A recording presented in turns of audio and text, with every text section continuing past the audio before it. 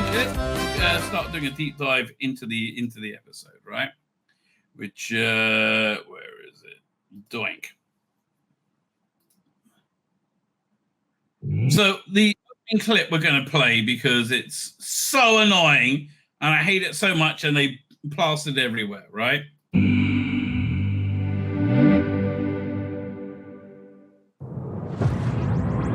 Why? What is the point of this? Why not just have it appear? Joe Swift is there. How you doing? I ruined Christmas for you. How do I convert to New Day? No, stick, Joe, stop. Like, have a mince pie. You'll feel fine, okay? Santa doesn't suck a cock, okay? It's all fine. It's all fine. Conrad says, you mean you didn't go out and buy the children's book, Santa's Husband? No, I didn't, right? By the way, if I'm clipping this out for a video, we were just talking about how I think it'll be equally silly for Santa Claus to be a super camp gay person. But like, what, like, what's up? Like, why is he landing like this? It's just annoying me.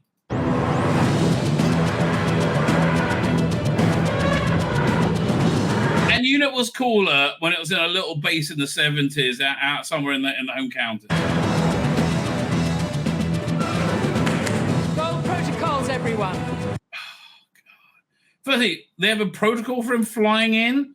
And again, this is like a weird super group of like narcissistic suck. I mean, it's like, okay,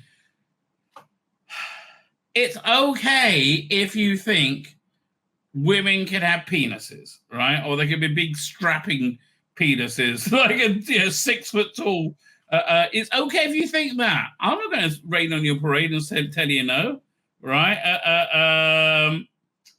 Again, if you want to do a queer sci-fi fantasy drama, fine. I object to you turning Doctor Who into a queer sci-fi fantasy drama because, look, we used to live in a multicultural society. That's really the bottom. We used to live in a multicultural society. We were able to live in a multicultural society by not rubbing our differences in each other's faces, right? Like Christians think that my people killed their God, right? That's not. I mean, like, maybe I shouldn't bring that up, right? Oh, sorry about that. I had a few too many drinks. No. I think Christians massacred Jews many times in the Crusades and other times like that. Fine, but like, what? Why would I bring that up? Right? Like it's not the person sitting in front of me, and normally they're like we could all coexist, right? We could all coexist. Again, Doctor Who is a secular humanist adventure, sci-fi fantasy adventure serial, which used to be more sci-fi. But secular human drama is an adventure serial, and it shouldn't delve into sex, politics that much, or contentious issues. Right now, equally, we got this thing called the Cass Report, which they spent years and years and years, spent a lot of money establishing the bleeding obvious.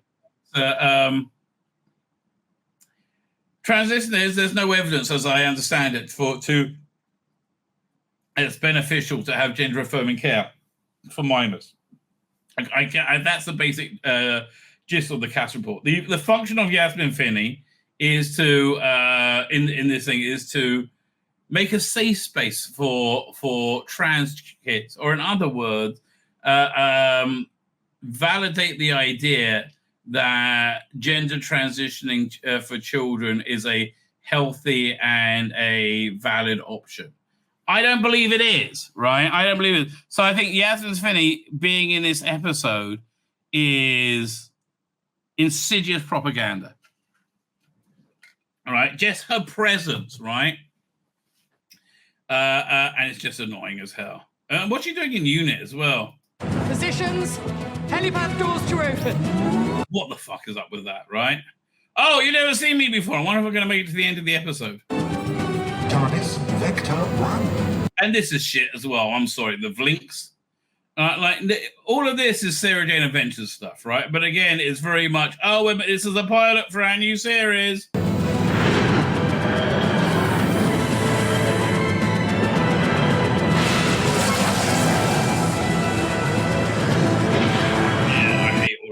this. Oh, God. Why?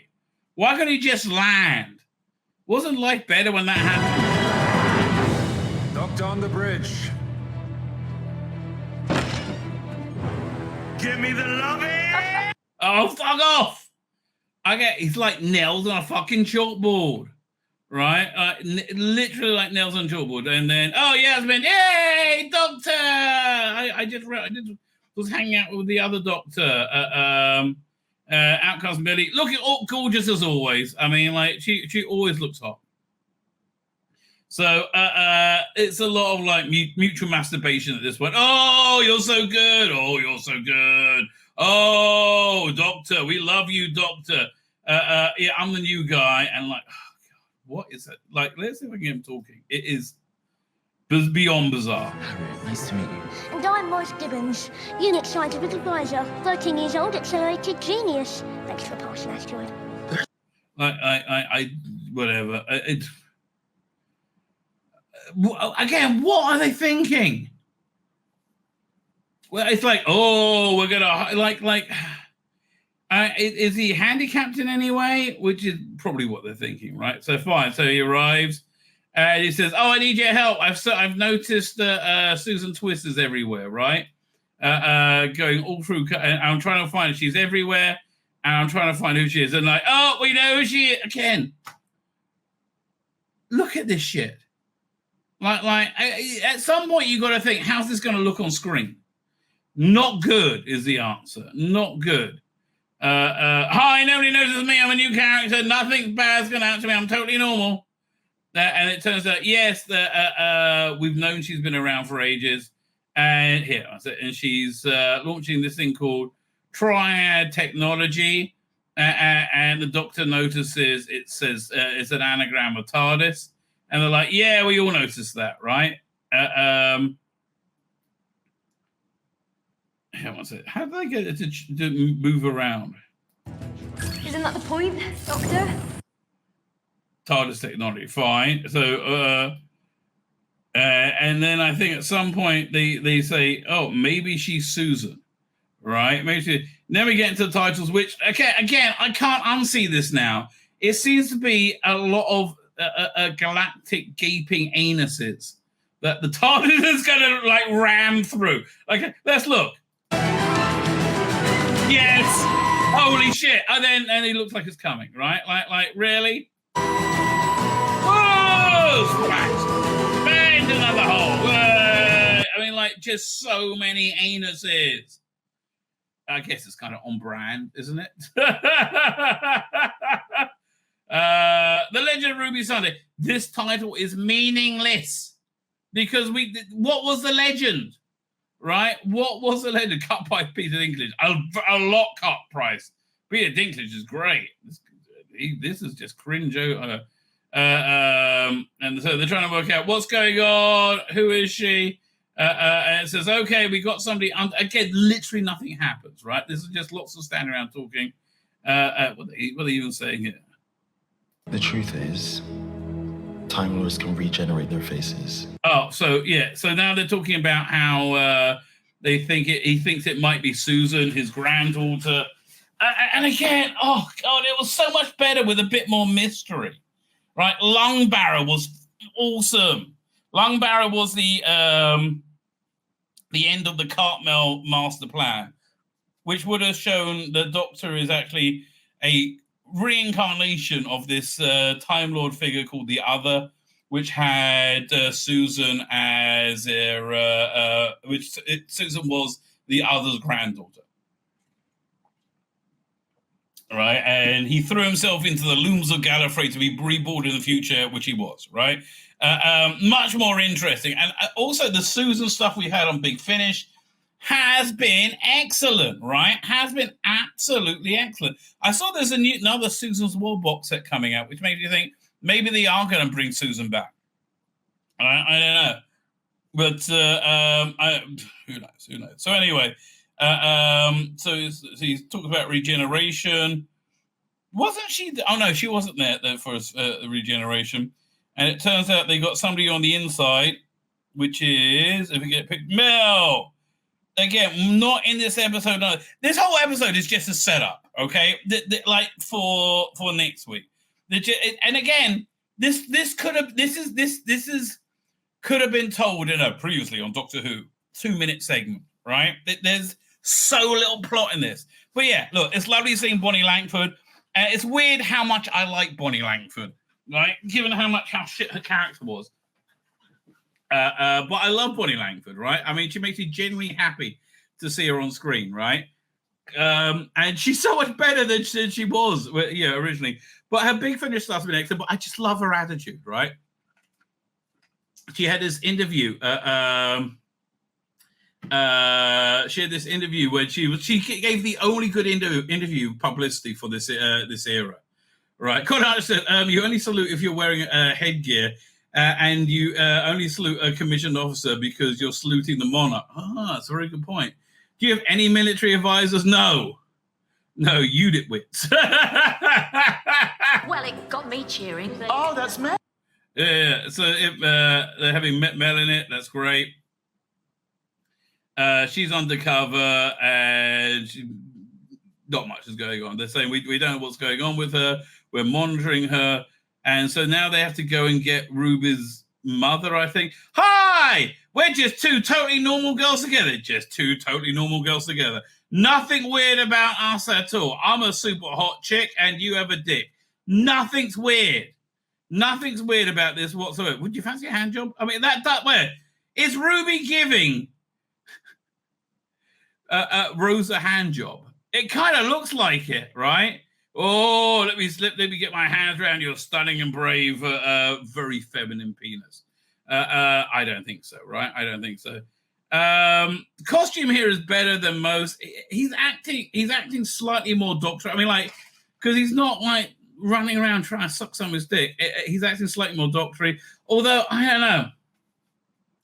One of the many problems with this Doctor is he's so ordinary, right? He's so human, right? Again, no Olympian detachment, no gay fuck bunny, fine. So they were like, oh, what's going on? We can't work it out. I don't know. And then you get some stuff with Mel. Not much is honestly not much. What do they even talk about? Fluxu. Oh, yeah. So she's monitoring her somehow. Meanwhile, they go and pick up her mother. Oh yeah, fine. They remember there's a VHS tape they watch every Christmas. Who has a VHS? Why have you transferred this to digital? Right. So they have a VHS tape of the security footage of Ruby Road from the days that she was dropped off there in 2004. Which makes me feel so old, right? And they need that to find out where they need to find out who her mother was who dropped her off. They can't go back there because he's already been there. And it's like a fixed point. And anyway, so that's they said we got to find out who your mother is, right? The Legend of Ruby Sunday, right? Off they all go, and I can't remember what that was. Vamoose! Because I'm coming with you to the Nitwick Tower. There's a warning. Thunderstorms across Anything. the All right, so the thunderstorm warning, who cares? Nita Dobson's, I mean, that's going to tie into next week. Nita Dobson's in. Who is Anita Dobson? Right? That's one of the questions we've had going through this. Who knows? But she's here to help look after her mother. And she said, I nursed so many people, blah, blah, blah, blah, blah. And, there's something obviously off about her. She knows what's going on. She looks at the storm. And she said, oh, bad news, right? So there's big storms coming. Hate the unit tower. And again, more waffle. Doctor. I learned whatever. It's all, again, it's treading water. Every part of this is just treading water. Meets Mel, and Mel's awesome. Vlinks is shit. But look, I'm having Nick Briggs has got work, frankly. But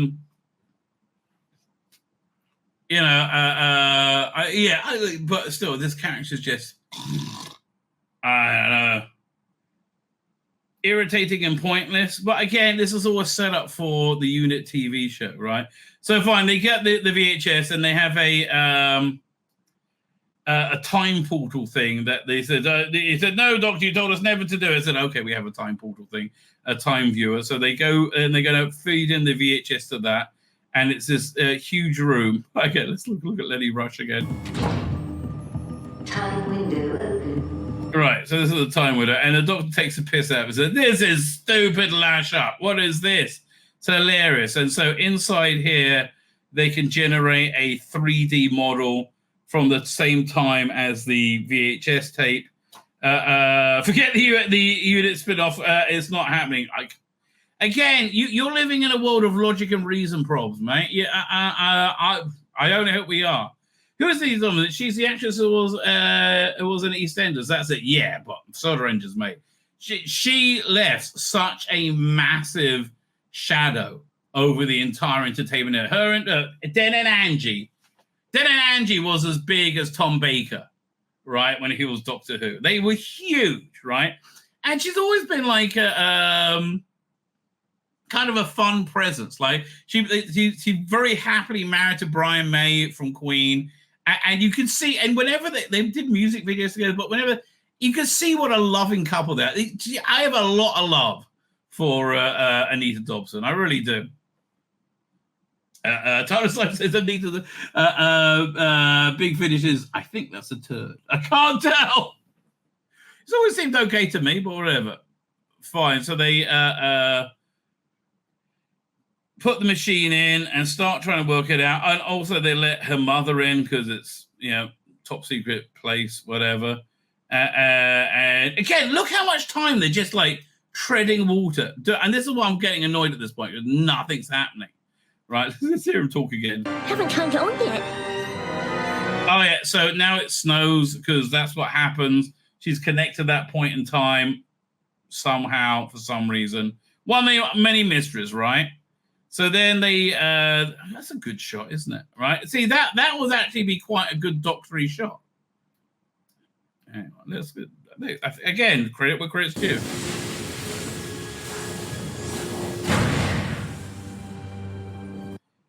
Yeah, it's better when it's a still, right? So fine, this is the video representation of Ruby Road when they got married and things going super, super fast. And then away walks her mother and they're trying to see her mother's face. They can't, okay? The face is always shrouded, right? And they keep trying to see her face and nothing doing. The doctor arrives and then leaves, right? And there's a unit sergeant in there with them. Oh, and they're trying to see her mother's face. Still can't see it, right? Still can't see it. And then, wait a minute, does the TARDIS show up again? Yeah, the TARDIS shows up again. Oh, no, that's him leaving. And oh, yeah, so now the mother starts to point at Ncuti Gatwa, right? Grab that moment. She's pointing at you, which is also pointing northwest. Fine. Okay. So they're interacting and they can't really work out what's going on. And then I think a TARDIS shows up again, another TARDIS. So it's like, well, what's going on? And oh, I can't see my mother. Who's my mother? Nothing. Waffle, bloody waffle. Right? That's all it is. Mel surprised.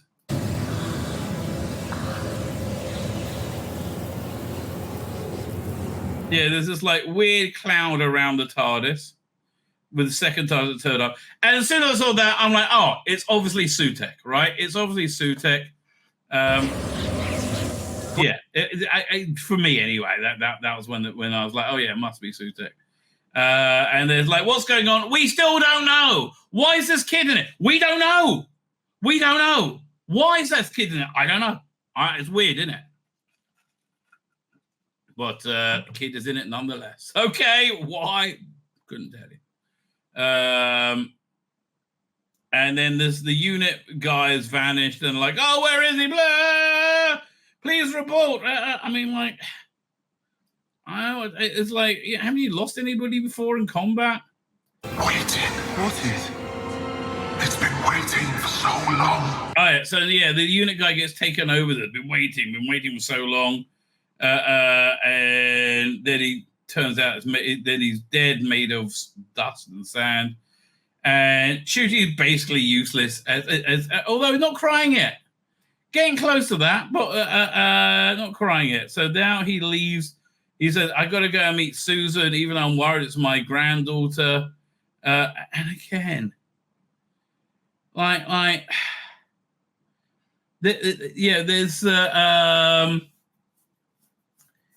just relentless. Doesn't make him stronger to show him always being weak.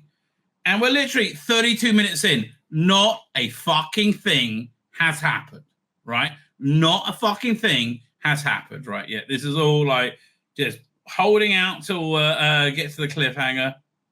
And body language was good. She talks him around, said, "Come on, you've got to go." Wait, what is that?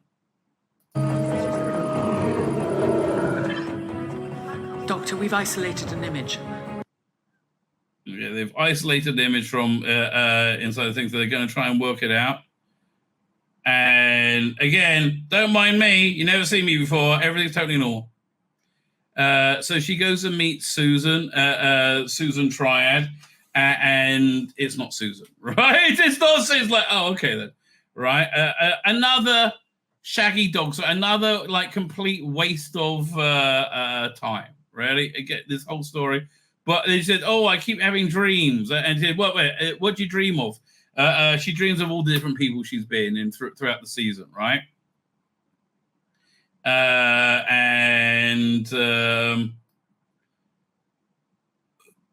Image resisting scan. So they're trying to work out. And yeah, so now we're barreling to the what's it called again? The cliffhanger. So this is the image that there's a second TARDIS that showed up on Ruby Road after the first one left. And that's the thing that was inside that dust cloud, right? They didn't realize what was inside it. They found out it was another TARDIS, right? And like, well, how can that be?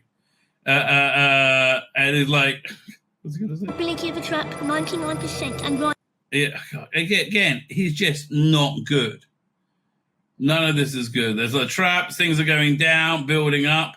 And she's giving a presentation about whatever it is she does. Who cares? And they start to scan the TARDIS to see if that thing, that dust cloud is still around it, but now they can't see it, so they're scanning it to try and find it. Blink scans it, and they go, "Look, what's going on?" And again, building up to the finale. But it's like, God, man. They go rushing around. Again, this is all just getting them in the right place for the finale, right? So she starts going crazy, and her name is Harbinger. So, yeah, of course. They use that again. And they go, well, what's going on? I don't understand it. Yeah, what's it? Yeah, H. Harbinger. Harbinger, again, right? Again. And they talk about the different, she's mumbling about all the different gods. You have the god of games, which is the toy maker, the god of music, and whatever. And this was a Susan twist from another place we haven't seen before. Harbinger. Why are you confused by that, Ncuti? Right? I understand it. Gods bring harbingers to warn us of their coming. But which god? I dream. All right, so this is one of the different realities she's been. This isn't Sutek, right? This is just, I don't know, some other planet she's been on. Meanwhile, Ruby goes to try and work out what's going on with the 3D thing. And, okay. And basically, yeah, we have the big build-up. There is insensate, the god of disaster, and her children who doubt and dread, and standing on high. So this was good and creepy. If it wasn't in a completely failed era, would have actually been quite good, right? And they think, oh, okay, this is a super thing. It's not TARDIS, wrong anagram. This is the real anagram. And his one true name forevermore is Sutek. Yeah, okay, we know. And I think this is his reveal. Right, okay, this is the reveal of the new Sutek, everybody.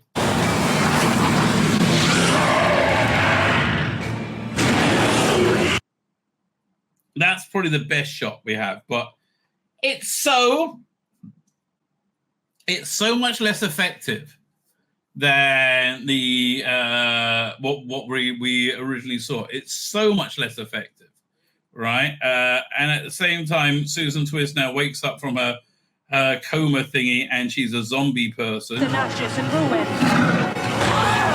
who turns people to dust. And like, okay, Thorin loves the reveal of Sutek. I think the build up to it was good, right? I think the atmosphere build up, but like the actual Sutek, look at this shooty gut. We're just impersonating the Invisible Man porno version. I like the actual, like the realization of it. I think is just awful.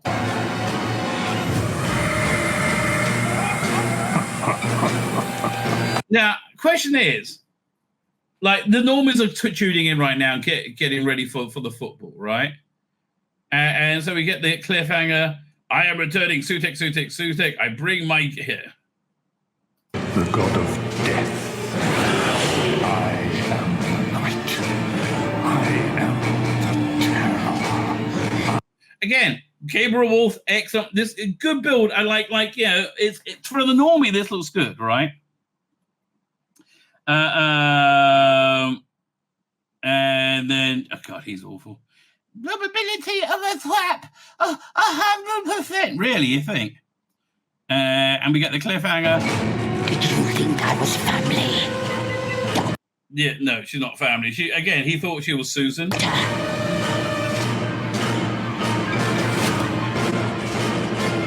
bring Sutek's gift Of death. Again, great line. Sorry you didn't write it, Russell. To be continued, I guess. Why? I don't really know. I don't know what. Well, like, I guess because they made it. So, what wasn't has not gone down well in the ratings, shall we say? Let's have a look over here. Share screen. Doink. So in the ratings, we have the overnight came out the lowest ever overnight. Incredible, isn't it? You wouldn't have thought it, but it really is. Well, let's look at some of the Jodie overnights. 1 second. Doctor Who 2023. The overnights look 5-4. Lowest it got was 4.62, 2.02. Do we? Does it have the other Jodie stuff on it? Doctor Who ratings, UK Doctor Who ratings. Let's see. We'll do a search over here. We'll do 2022, I think, or 2021. 21, 22. Fine. Let's have a look at that. And then 2020, 21, and then so let's have a look at some of Jodie's ratings. We'll look at like her lowest. Again, her overnights don't touch these. So this is Flux, right? Even Legend of the Sea Devils did better, right? Lowest was 2.2. And you notice those AI figures not been released, have they? 2021. I mean, look at this. Well, like this is a lengthy destruction of the character, right? It really is a very lengthy destruction of this character. And you can see, look, you can see it slowly going down. The woker it gets, the less anybody wants to see it, right? 8.2 overnight. So that was Jodie's first one. So in fairness, that was much higher. All right. Yeah. I'm going to try and compare it to some of Capaldi's. I mean, everybody tuned in because they want to see the Lady Doctor, but it kind of settled down to 5s very quickly. Man, look at that drop. Let's look at this drop compared to this drop. So it's not so much. This has dropped less, but there's less for it to go. Frankly, let's find some Capaldi stuff. 2017, here we want. Let's have a look over here. Overnight, again, nothing that low. Lowest it gets is 2.82, 2.89. Now, check this out. For a consolidated, that will be, is that 7 days? Consolidated was 4.73, which means it had a 1.84 bump, right? 1,840,000 bump, right? As opposed to over here, where they're getting bubkas. They're getting what? 1 million. That was 1,800,000. This is 1,260,000, right? 126. So let's say that we extrapolate that out. It's probably going to be a bit less. Let's say 1.2. So probably, and we'll find out tomorrow what the overnights are for, what was it, Rogue? I mean, not the overnights, the consolidators for Rogue. I can't, it might get more people looking at it to see the gay kiss, maybe. But I think this is a 3.4 maximum is what they're hoping, is best they can hope for. Right? I think 3.4 is really best they can hope for. And then it'll be between 3.3 and 3.4. And then I think we're dipping down to 3.25 for the consolidated. And then the finale, well, it depends on the weather and the football, right? But there's football on the other side, which I think is going to be a big draw away from it. It's not really supported on either side by particularly good shows. If the weather's good, I would love to see this dip under 1 million, under 2 million. Oh, God, I would love that. I love that because it will make me feel validated, right? But I think now here's the question though. That cliffhanger was, well, it's the only cliffhanger we had this season, isn't it? Let's have a look. I don't think we had, there hasn't been any cliffhangers this season apart from this one. And the cliffhanger was excellent. But I'll remind you, the cliffhangers in Flux were excellent as well. Frankly, most of the cliffhangers in Flux were very, very good. The resolutions were shit. But most of the cliffhangers, very good. Don't know what to tell you. Right? Do not know what to tell you about this.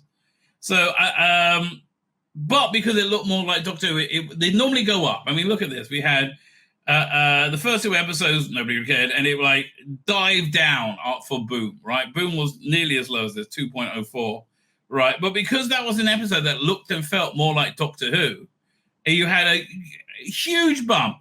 They got like 500,000 more the next week, right? Because it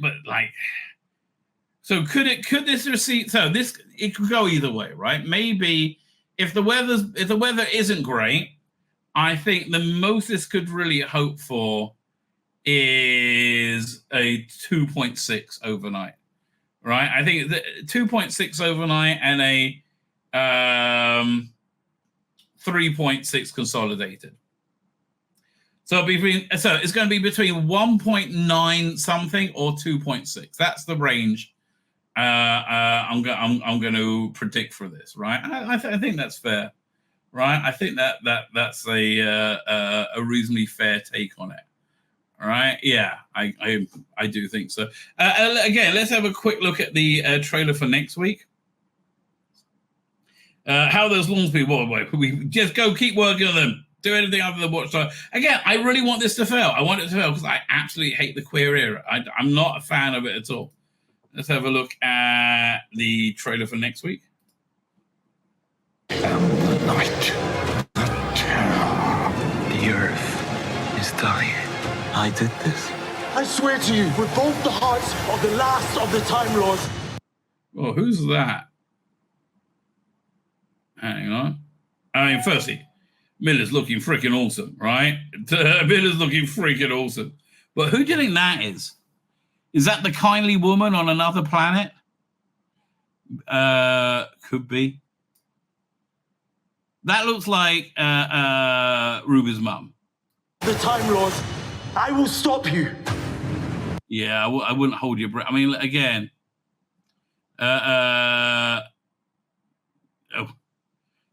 like you look. He looks butcher manly when he's like looks like he's going. He looks like he's walking to a gay tryst, which good for him. Whatever you like. Rusty is sleeping, sobbing his rainbow-colored woke heart out now, as he knows he shat his own bed. Yeah, he does know that, right? He absolutely does know that. I completely agree. Let's see what else Screen Rant is dealing with. Screen Rant, because they're always fun to look at. Genius Star Wars theory reveals Return of the Jedi isn't all about Luke. Oh, fuck off. Yes, it is. I mean, you could say it's the Anakin Skywalker trilogy, but please. Doctor Who. The title. How Unit's time window fits into Doctor Who can explained by showrunner Rusty. Do I really care? Season 14 for night. Doctor Who season 14 cast and guest guide. I don't care. Episode guide. I don't care. Why was season 14? Why Doctor Who season 14 replaced Shirley Ann Bingham as Unit Scientific? Why? I don't know. Right? I do not know. Apparently she's back. She's overseas. That was the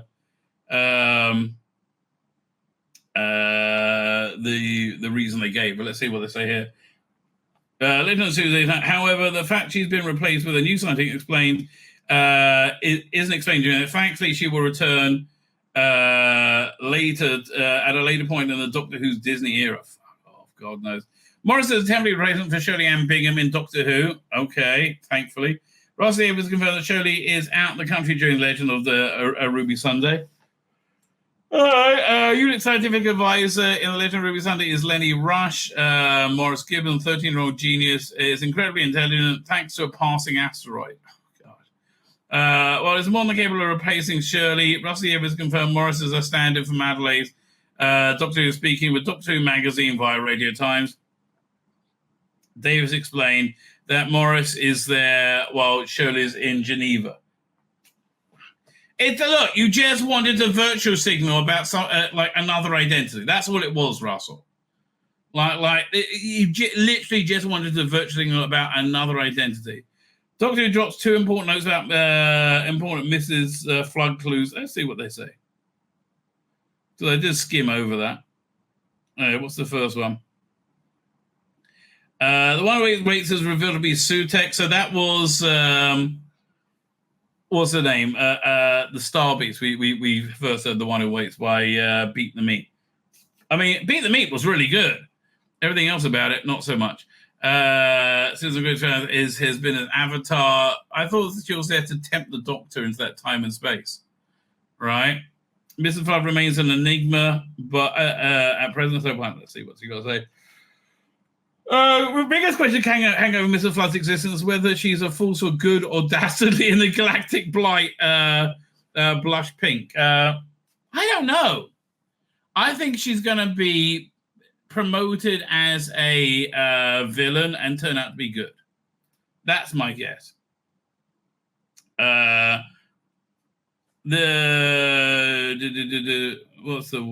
happens there? Everything leads into later as Mrs. Flood is asked to look after Cherry while Ruby and Carla visit unit headquarters. The look on Mrs. Flood's face as she denies Cherry a simple cup of tea is one of cruelty and malice, as if she's enjoying depriving the elderly woman and offered being offended by even being asked to fetch drinks. Okay. Mrs. Flood knows things even the Doctor doesn't. How would you know that's Sutek? I don't bloody know, but okay. Another crucial Mrs. Flood detail confirmed in season 14's second to last episode is Ruby's neighbor is unaware of the one who waits as she breaks the fourth wall. He waits no more. I forgot about that. For Mrs. Flood to know both the one who waits and his return is imminent. Yeah, obviously there's something else going on. Could Mr. Miller be a force for good in Doctor Who? I think probably. That's my guess. I think probably. I think that's the most likely case of events. Okay, fine. Every same-sex kiss in Doctor Who. Oh, God, why? Again, that was really quite innocent. That one, Captain Jack and the Doctor. The Doctor and Rory. I don't even remember that in Power of Three. What happened? It was a brief. It wasn't. The brief kiss was anything. Was not anything romantic. Okay. The Doctor was simply overcome with excitement as he thought that Rory had found the solution. Yeah. Okay. Yeah. No, it wasn't. Wasn't sexual. Jenny and Vastra. Yeah, that became really annoying. I get fine. Bill and Heather. Yeah, I think Bill Potts was meant to be a lesbian. They didn't really talk about that much. Adam and Jake, well, obviously, and that was one of the worst snogs ever. Oh, God. Doctor and Rogue. Okay, so what? 6 years we got one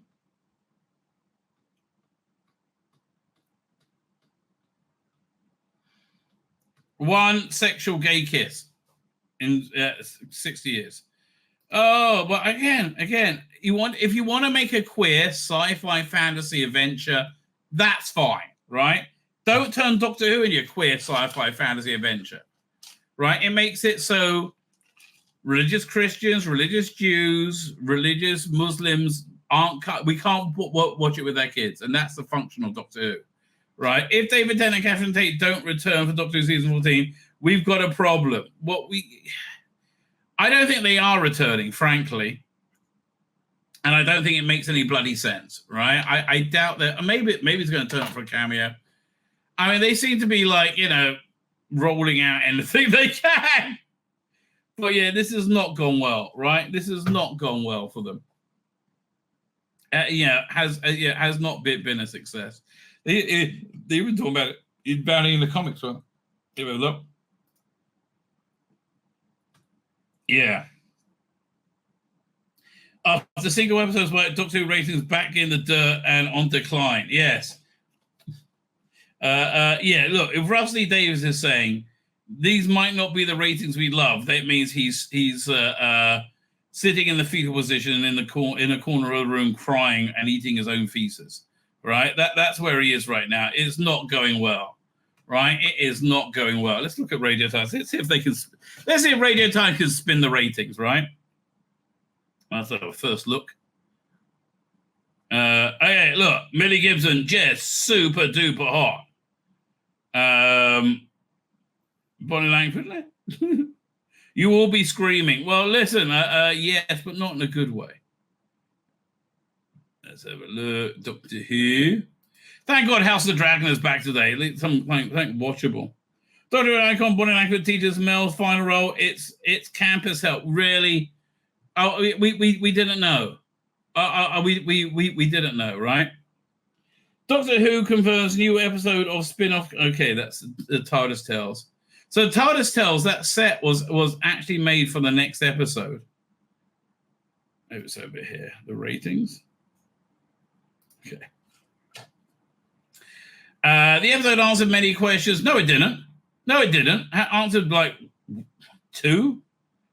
Right. The overnight race for 11 has been revealed to be the 7th episode of 2.02. According to the overnight figures from Barb, this is slightly down from the 2.11. Yeah, what? 800,000? 900,000? I mean, no. 90,000. My mistake.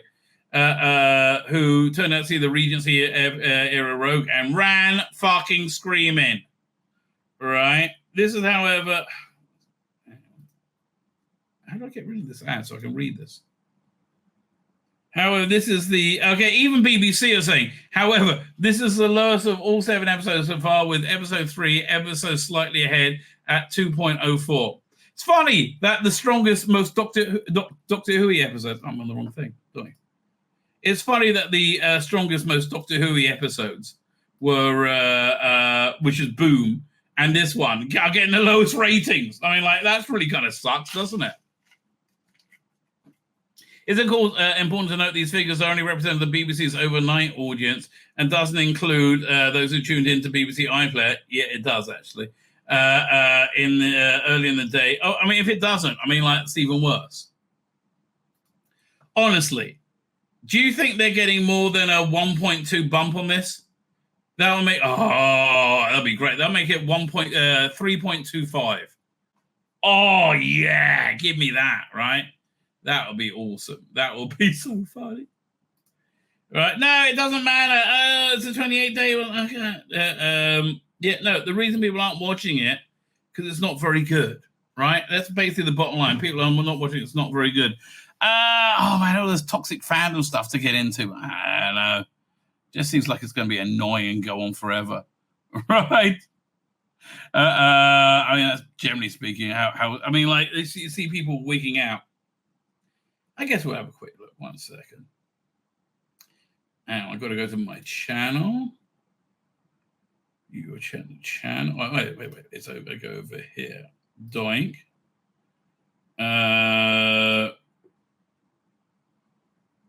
Oh, yeah, fine. This is from my video last night. So it was from a comment from Starry Eye Girl that just went on for the Starry Eye didn't, but this guy went on forever. Yeah, let's share the screen. I'll put this over here. Doink. Over here. Fine. Let's have a look. Starry says, so my worst fears come to pass. Sutek did return. Ugh. More jangling keys, and sadly, it seems to be working for a lot of fans. It does. Oh, that dopamine rush really did work, right? That's all it takes. I mean, I'm still getting zero FOMO. I know what FOMO means. And I'm not excited to watch anytime soon. The 2-part finale is only good as a resolution, but I don't have high hopes. I don't trust Rosie Davis, not to take up. The CG Jacko looked terrible. I agree. If you want to see Sutek, watch Pyramids of Mars, right? So anyway, I wanted to get into this guy. Spencer Reynolds said, what's wrong with having queer elements to it, right? So I replied to him, there's nothing wrong with queer sci-fi fantasy adventures. There is a big problem with Doctor Who being turned into a queer sci-fi fantasy. He goes, why? Really? Why do you think? Brain trust. Why? Because Doctor Who used to be a show for everybody. Now leaning into the LGBTQIA plus culture, you've excluded religious Muslims, Christians, and Jews, a much higher number than you've included. We used to live in this has been my message for the whole bloody stream. We used to live in a multicultural society where we could have intense differences of worldviews and live together peacefully. We did this by not shoving our differences in each other's faces. Would you like if Doctor Who took on a really nice Catholic pastor as a companion and he was incessantly giving Bible verses and lessons? I actually would like that as part of the drama, and end up meeting Christ, confirming his worldview of Catholicism being the one true religion, or would you, or if you did the same with the Doctor becoming a Catholic pastor, right? Of course you wouldn't, and neither would I. It's better that it's made for everyone rather than a tiny subset society currently demanding everything always be about them. Honestly, just try thinking about other people. This is funny. So he goes, well, I'm a straight white male. I mean, this is just a joke this guy gave.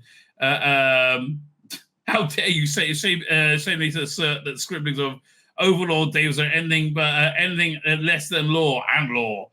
Right? If our source of Doctor Who derived elixir instructs us to accept something unquestionably, whilst being magnanimous enough to throw in a free CGI puppy, then by God, lady, you and I, and other persons wanting to be part of a new founded paradigm had better do so with alacrity. Yeah, it's not going to happen. So again, it says Spencer, whatever it says, I'm a straight white male. So you say. Magic Jordan said he's a straight male and he got A's too. Go figure. Figure that one out, mate. So what's to figure out? Why do you think you need to justify liking it? I'm generally glad you did. Although, having said that, your question does make you sound like you're ideologically captured to believe in sheer nonsense. Like, Do you feel anyone is under attack by the findings of the CAS report? Which I think is something. Okay, so now he starts wigging out. He like really loses it. Yeah, okay, you said it should be for everybody, and by that you mean the majority straight white, straight non-religious whites. And yeah, I fall into that bracket and still find a lot of values. Again, this is anecdotal, and excuse me, this shows that you're the anomaly rather than the norm, right? I'm sorry, it's just math, numbers.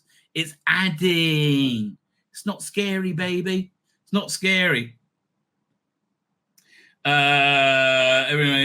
Religious whites. Yeah, I fall into that bracket and still found good. I don't need to justify why I like the series, and I haven't. Not sure why you said that. Could you explain that? Figure that out. Literally, I'm replying to you. Exactly what I'm literally just a reply to you. Okay. Again, he starts like losing it. Why are you so against queerness? I've already said I'm not. Everything has its right place. I assume you're religious, in which case those fossilized beliefs that the majority of the world hold, that hold regard such concept is actually just laughable in the modern age and can easily be dismissed. Well, again, I know that's a straw man you like to think, but that's not necessarily the case. Okay, Pate, how am I ideologically captured to believe sheer nonsense? I said, if you think people are under attack from the CAS report, then you're probably ideologically captured. How is my ideology capturing me? Could you believe? What is the sheer nonsense? That it's a healthy and normative thing for women to have penises, right? Yes, that's the nonsense, right? Generally speaking, women don't have dicks. I don't know what to tell you, but that's normally considered nonsense, right? Also, what is the CAS report? Give me excerpts. Who wrote it? CAS. And what are their ideology themselves, religion biases? So there we go. I'll go. Yeah, why are you so hateful towards religious people? They're human beings, and you treat them with pure bigotry. Like, I have plenty of friends who are gay, plus a large gay viewership on my channel. I'm friends with Christians too, and they think I killed their God and slaughtered they slaughtered my people throughout history. Why am I able to coexist with people with opposing worldviews and treat them with love and respect, and you can't? Because you're a bigot. That's why. And bigots can't give up on being bigots. Nice one, mate. In what way was I hateful towards religious people? Literally over here. Like literally here, right? When you were saying fossilized beliefs they hold in regards to such concept, you have no clue what you're talking about, right? Literally no. I mean, again, I know a lot about theology and comparatively and thinking things through, right? The fact that you've never thought things through and just swallowed everything by dogma doesn't make you smarter, darling, right? So how is it? Right there, like literally on the page. And ever let you onto the fact that I can't stand to live among... Well, this was it. In what ways was I hateful towards religious people and ever let on the fact I can't stand to live amongst them? You literally just said you hate them when you said you never said you hate them. Duh. So I was right then, wasn't I? Also, response to my question above, mate, at this point it's clear that you're losing and you're attempting to turn on the literal lie. What am I lying about? Get a grip. What's he going? You're embarrassing yourself. One of us is. You wouldn't be making fine. So I start to reply. You would be making a good point. I think I'm returning saying that. Oh, just when you say for everybody, you mean white heterosexual males. We can't return to that. I said we would make a good point if it didn't always have a strong gay and minority audience and fandom. You know why Doctor Who's always had a strong gay audience, minority audience and gay audience? It's because Doctor Who was a outsider, right? This Doctor Who is a complete conformist, right?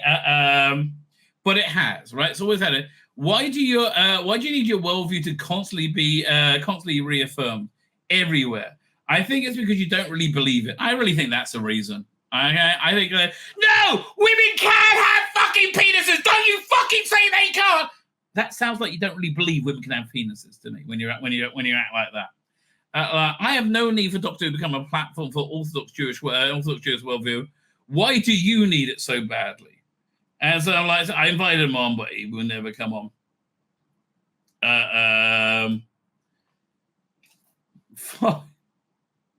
So I tell him to read back his. By the way, your comment saying you weren't hateful to religious people. You literally said you hate them.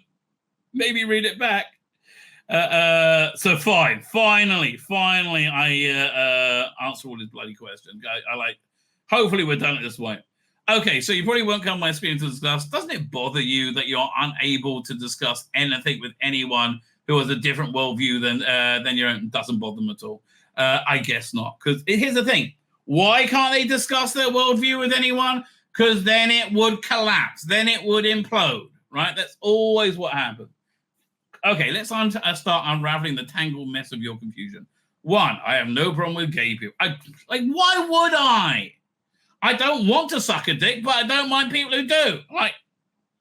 I have no problem with gay people. I already said, if you want to make a queer sci-fi adventure, fantasy adventure, then go for it. I have a problem with Doctor Who being reinvented as a queer show in the same way I would if it was reinvented as a Christian show, a Thatcherite show, or a Corbynista show. Basically, it's a Corbynista show. The Cass Report is a detailed, definitive medical study on transgender treatment that came out a month or so ago, and I unequivocally said there is no evidence to support transitioning children and with beneficial, and much evidence suggests it's harmful. Even social transitioning. It's completely redefined the accepted medical realities of gender-affirming care. As such, it's wholly inappropriate to include Yasmin Finney in a family show as their character is there to promote the idea that transitioning is a healthy and safe option for minors. I don't believe it is. I'm not even sure for adults, quite frankly. But yeah, not my business. Live and let live. You do you. I don't know if I'm right. You said you couldn't stand being around religious people. That is indeed hateful. How did you? I never said I can't stand religious people. Well, you did just now. Ah! You feel like bonkers. That is indeed hateful, and at no point have I expressed a similar sentence about any group. Again, just read it back. So and then I try and give him help. I say, look, you're becoming angry and abusive because I'm not fitting into your bigoted view you have of me. And so it's causing you stress to try and convince yourself I do fit into your bigoted view. And you're doing that because you don't want to let go of your bigotry. So I think that covers everything, right? I think that covers everything. Fine.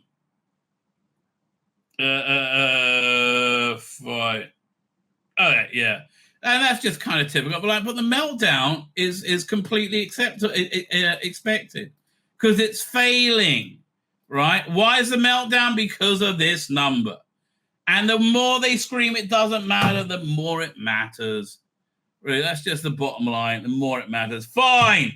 So it says, which also pissed off Islamists. I mean, honestly, I do think last week during Rogue, right, somewhere in Gaza, there's a Hamas piece of shit in a tunnel watching on his phone, Rogue, and going, what the fuck? What the fuck's up with that? And then there's also a Jewish kid in a tank, not that far away watching his phone, going, what the fuck? They could unite! We could bring peace to the Middle East with this piece of shit. I know was looking at it that way. My name's Tzvi Lebetkin, the Rabbi from another planet. Please like, share, and subscribe, and ring that little bell. Ring the little bell so you're notified when new videos drop.